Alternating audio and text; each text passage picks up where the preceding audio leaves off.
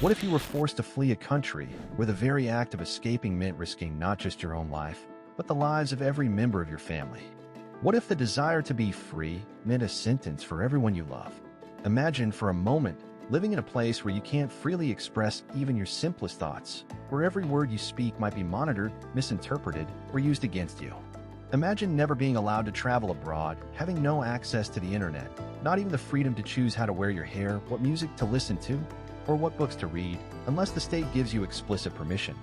Now imagine that despite all of that, you decide to flee, to make the riskiest decision of your life, to escape, knowing that if you're caught, you could be sentenced to years in a forced labor camp, facing inhumane conditions.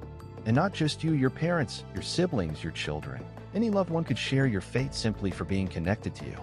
That is daily life in North Korea, a country completely isolated from the outside world, ruled by a totalitarian regime that meticulously controls every aspect of its citizens' lives. It is a place where privacy doesn't exist, where loyalty to the supreme leader is mandatory and absolute, and where any hint of individuality or defiance can be considered treason. It has been rightly called the largest prison on earth, not because it has visible bars, but because no one enters or leaves without permission, and because millions live trapped under constant surveillance. And yet, despite this suffocating oppression, there are still people who choose to risk everything, who are willing to abandon everything they know, their home, their language, their culture, just for the possibility of breathing freely, even if only for a day. Because escaping from North Korea isn't simply hard or dangerous. No, it's nearly impossible. It means evading an internal and external surveillance network, crossing jungles, frozen rivers, deserts, or even negotiating with human traffickers. And yet, some still try. Because sometimes, living without freedom is worse than dying trying to reach it.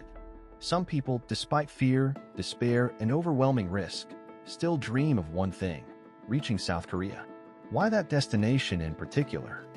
Because just across an invisible, yet deadly border lies a country where the same language is spoken, where cultural roots and a shared history still connect the people before the nation's division. But the contrast couldn't be greater. South Korea's economy is over 50 times larger than that of the North. Its quality of life, individual freedoms, and opportunities are incomparable. And perhaps most importantly for those who make it, if you reach South Korea alive, you automatically receive citizenship. You become, legally and officially, a citizen with full rights. At first glance, it might seem simple. After all, the two countries share a border. They are literally side by side. But that border is anything but accessible. In fact, it's one of the most dangerous places on the planet. It's known as the Demilitarized Zone, or DMZ. And although the name might sound peaceful, even technical, in reality, it's a deadly trap. This strip of land is mined from end to end, with thousands of buried explosives waiting to be triggered by the slightest misstep. There are impenetrable walls, electrified fences, motion sensors, and more than 1 million soldiers stationed on both sides, many of them under orders to shoot without warning at any suspicious figure. One of the most well-known and heartbreaking cases was that of Oh Chong-song, a young North Korean soldier who, in a moment of desperation and extreme courage, decided to escape by crossing that zone. During his flight, he was spotted and shot at. He was hit multiple times, but he didn't stop. Gravely wounded, he managed to crawl, literally, across the borderline. He survived by a miracle. Today, he lives in South Korea as a free citizen. But that new beginning came at the cost of blood, pain, and the absolute risk of losing his life. Not everyone tries to cross by land. Some look for another route by sea. But North Korea, isolated and with extremely limited resources, barely has boats or vessels capable of allowing safe escape. The only alternative: swimming. That was the case of Cho Leung-lee, a North Korean spy who, in 2016, undertook one of the boldest journeys ever recorded. Along with a friend, he jumped into the water at night, carrying only an inflated backpack as an improvised float. They swam for kilometers, 6 in total, in icy waters, under the cover of darkness, carrying the constant fear of being detected, drowning, or freezing to death. They endured the cold, the hunger, and absolute uncertainty. But against all odds, they made it. These are real, living stories of people who have gambled everything they have and everything they are for one single idea: freedom. One route that seems slightly less dangerous, though in truth, it's not much safer, is trying to reach China. The North Korea-China border is quite long, and there are areas where people attempt crossings, especially in winter, when the rivers are completely frozen and people dare to walk across the ice. However, if you're caught in that attempt, Chinese authorities don't hesitate. You are immediately deported back to North Korea. And then, tragically, it's over. Goodbye, freedom. A very small few manage something even harder, reaching Mongolia. To do so, they must cross all of China from end to end and then face the vast, arid, and dangerous Gobi Desert. One person who achieved it was Yeonmi Park. She was only 13 years old at the time, a child. Today, she is a well-known activist who travels the world telling her story, though some question certain parts of her account.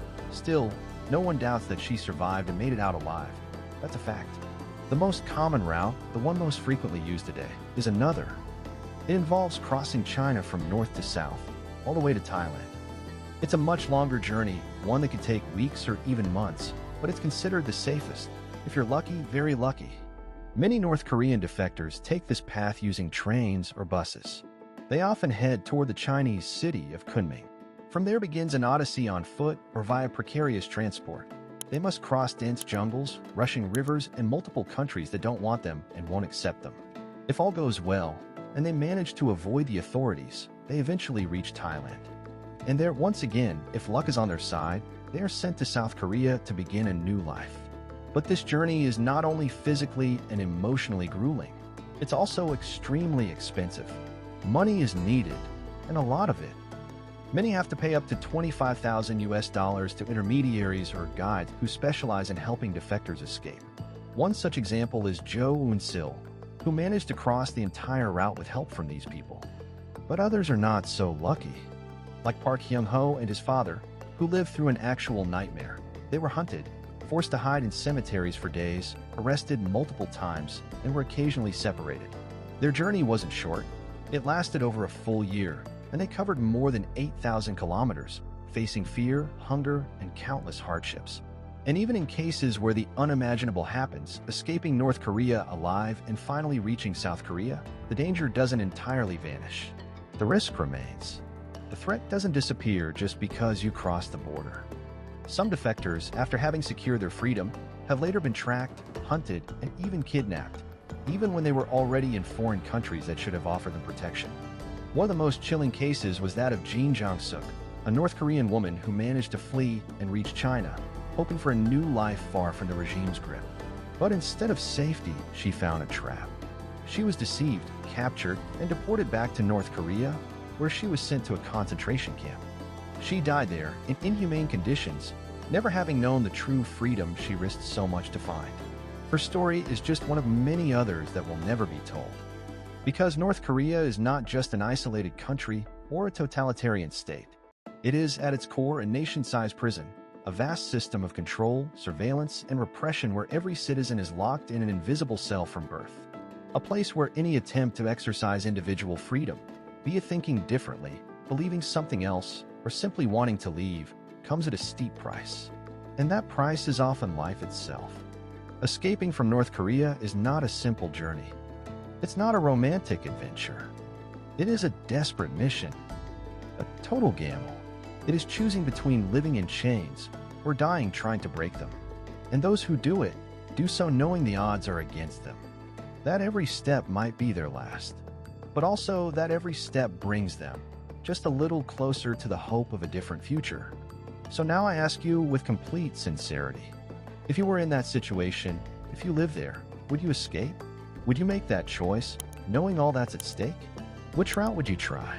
Would you dare the frozen sea, the border mountains, the darkness of the Chinese jungle, or the crossfire of the demilitarized zone?